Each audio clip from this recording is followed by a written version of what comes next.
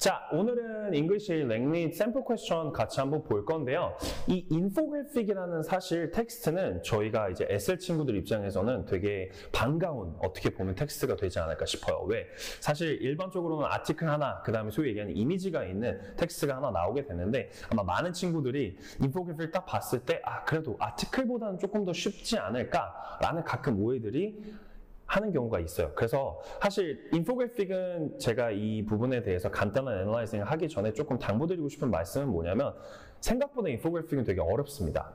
가장 근본적으로 제가 생각했을 때 아티클 혹은 다른 텍스트들에 비해서 인포그래픽이 가장 어렵다고 아마 느끼는 이유 중에 하나가 뭐냐면 일반적으로 많은 학생들이 인포그래픽을 경험하지 못했다는 점이에요. 사실 뉴스 아티클은 우리가 어렸을 때부터 간접적으로든 혹은 강제적으로든 학교에서든 학원에서든 많이 보게 되는데 인포그래픽 같은 이 텍스트 타입 자체는 그냥 봤을 때 우리가 마음이 편안한 것뿐이지 사실 우리가 경험이 많이 없어요. 그렇기 때문에 실질적으로 우리가 이 인포그래픽을 접근하는 방식을 조금은 어느 정도 프로세스화를 시켜놓는 걸 저는 조금 추천을 하는 편이고요. 이거는 뭐 이 인포그래픽 뿐만이 아니라 사실 다양한 텍스트들을 우리가 접근할 때도 제가 지속적으로 수업 시간 때 말씀드리고 있는 포인트 중에 하나예요.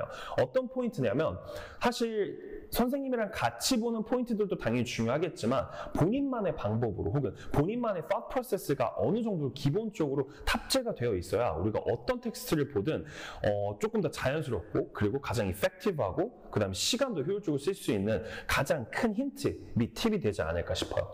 자, 그래서 오늘은 2023년도에 나온 인포그래픽을 볼 텐데 오늘 특별하게 간단한 애널라이징도 애널라이징이지만 소위 얘기하는 SL 친구들한테 좀 꿀팁을 하나 드리려고 하는데 그게 바로 뭐냐면 이 인포그래픽을 우리가 처음 접근을 했을 때 내가 이 인포그래픽을 추스를 할지 아니면 뒤에 있는 아티클이나 다른 텍스트를 선택을 해야 될지에 대한 분명히 고민을 많이 하실 텐데 일단 1차적으로 인포그래픽을 딱 봤을 때 이것만 된다면 내가 인포그래픽을 시작해도 되겠구나 라는 포인트를 말씀드리도록 할게요. 자, 그러기 위해서는 사실 제가 두 페이지를 올려놨는데 다음 페이지로 한번 넘어가 볼게요.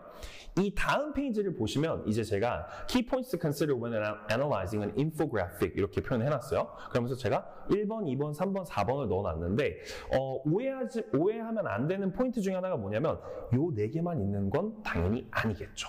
그러면 이 4개는 뭘까요? 라고 물어봤을 때 선생님이 일반적으로 인포그래픽을 접근을 할 때 쓰는 가장 초반부에 오는 4가지의 포인트예요. 이 이유에도 있겠지만 일단 선생님 같은 경우는 인포그래픽을 접근을 했을 때 일단 이 4가지를 먼저 봅니다.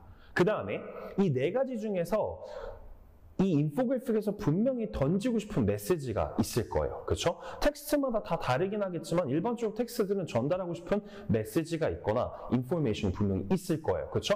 그 내용들이랑 방금 쌤이 얘기한 이 4가지의 포인트들이 같이 커넥션이 일어났을 때 저는 인포그래픽을 선택을 하는 게 제일 좋지 않을까 싶어요. 그쵸? 자, 한번 같이 볼게요. 자, shifting to cycling하고 색깔이 초록색 배경이 들어가 있는 걸 보실 수 있어요. 그쵸? 자, 뒤에 문제 같은 경우는 사실 우리가 전에 보면, 이 텍스트에 보면 맨 마지막에 원래 2페이지를 보고 푸는 건데 아까 쌤이 말씀드린 이 꿀팁을 먼저 말씀드리자면 사실 2페이지를 볼 필요가 없습니다. 왜? 첫 페이지만 보고도 이 4가지를 적용시켰을 때 하나라도 적합한 부분 혹은 하나라도 쉽게 적용되는 게 있다면 저는 거침없이 바로 인포그래픽을 시작을 할 것 같거든요. 일반적으로 우리가 바디 패러그래프를 구성했을 때 일반적으로 한 3개에서 4개 정도 쓴단 말이죠. 그렇죠? 근데 일반적으로 쌤이 항상 얘기하는 게 이 first paragraph가 가장 중요하고 마치 우리가 사람으로 쳤을 때는 첫인상 같은 그런 역할을 하는데 이 first paragraph가 얼마만큼 강한 커넥션을 가지고 있고 소위 얘기하는 이 중심 내용과 얼마만큼 연관성이 있는 thesis나 topic을 만들어주는지에 따라서 제가 봤을 땐 기본적으로 5점에서 6점 정도가 나온다고 생각이 들어요. 뒤에 7점이 나올지 안 나올지는 뒤에 내용까지 봐야 되겠지만 first paragraph를 되게 강하게 가져가지고 잘 작성해 준다면 사실 6점은 어느 정도 시작부터 6점을 받고 시작하는 그런 느낌이 있을 거예요. 자, 그렇다면 이 지문 같은 경우는 보시면 아시겠지만 색깔이 되게 강하게 들어가 있죠. 이 초록색이라는 색깔이 되게 강하게 들어가 있는데 그냥 초록색이다 이렇게 끝나는 게 아니라 이 초록색과 소위 얘기하는 이 인포그래픽에서 던져주는 메시지랑 얼마만큼 연결성이 생기냐는 이 포인트를 여러분들이 캐치를 해주신다면 이 인포그래픽을 선택해도 되겠죠. 근데 사실 너무나도 얘기해주면 쉽겠지만 사실 많은 친구들이 캐치하지 못하는 포인트 중에 하나인 것 같아요.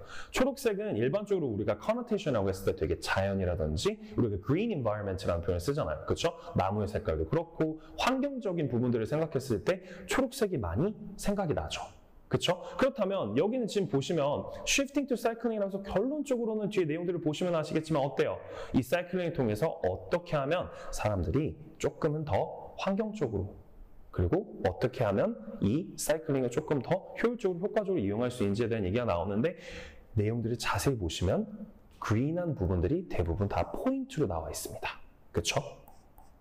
자세한 내용들을 추가적으로 보시면 아시겠지만 뒤에 부분 같은 경우는 거의 소리를 지르고 있어요. 그렇죠? 뒤에 보시면 글로벌한 부분도 그렇고 데이터나 스페시픽한 내용들이나 example들도 다 초록색으로 표시가 많이 되어 있습니다. 심지어 뒤쪽 페이지는 보지도 않았지만 뒤쪽 페이지에도 똑같은 일관성 있는 내용들이 나오고 있어요. 자, 그렇기 때문에 이 connotation이랑 색깔을 같이 이렇게 설명만 해줄 수 있다면 일단 첫 번째 인포그래픽을 무조건 고르시는 것도 나쁘지 않은 것 같아요. 자, 두 번째 텍스트랑 스트럭처랑 페이셜 익스프레션 같은 경우는 제가 하나씩 설명해 드릴 텐데 사실 텍스트 같은 경우는 너무너무 브로드하고 너무너무 제너럴해요. 맞아요. 근데 여기서 얘기하는 텍스트 같은 경우는 텍스트의 색깔도 분명히 들어갈 거고요. 그 다음 이 텍스트에서 어떠한 워딩들이나 그 랭귀지 자체가 좀 특별하거나 혹은 강하게 나온 게 있는지 딕션에 대한 부분들도 생각을 해보셔야 되는 것 같아요. 자, 스트럭처 같은 경우는 일반적으로 거의 비슷합니다. 뭐가 비슷하냐면 이 메시지를 전달해주기 위해서 혹은 어떠한 특정한 인포메이티브한 부분들을 조금 더 강조하기 위해서 어떠한 순서대로 이 텍스트가 연결이 되어 있고 어떠한 순서대로 소위 얘기하는 구조나 스트럭처가 나와 있는지 그런 부분들을 체크해 주셔야 돼요.